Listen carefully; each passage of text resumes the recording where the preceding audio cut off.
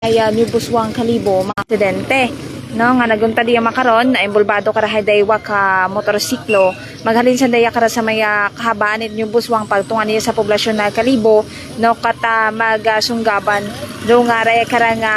daywa ka motorsiklo haturo sang bato mga kasimanwa nga motor no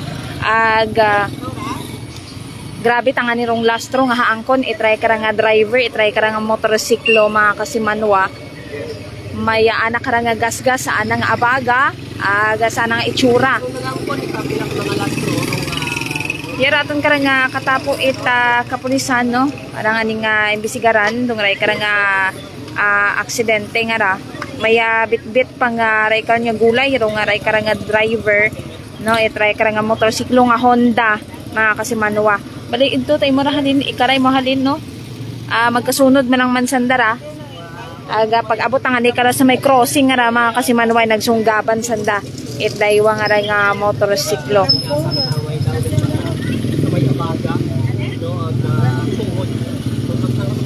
nagaangkot ni mora itani na sana kara nga may alima gasgas itsura abaga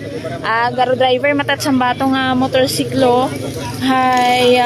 ano mata wa matimat ni na sana kara nga kagawasan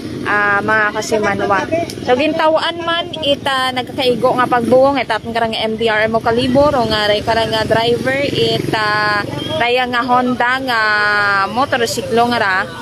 kasimanwa.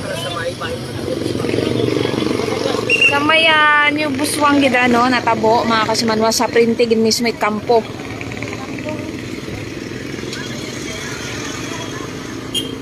May helmet matangani nga suksok ra sanda mga kasimanwa kat matabo ro ray kara nga aksidente.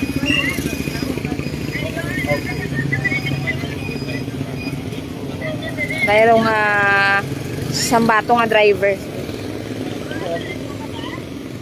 Hindi pa natin ma-interview kay may katawagan nimo sana kara nga cellphone.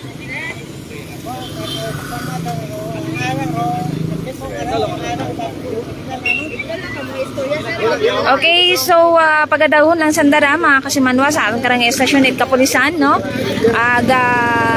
may istorya kung alin baga rong settlement no sa raya karang naguntad nga aksidente makranyamang ra nga agahon mga kasimanwa yakra sa mayabahin it New Buswang sa Banwa Kret Kalibo particular sa 28 kampo mga kasimanwa. So dahil ato nanay karang nga may hatod nga report maghari niya kara sa aton nga area of responsibility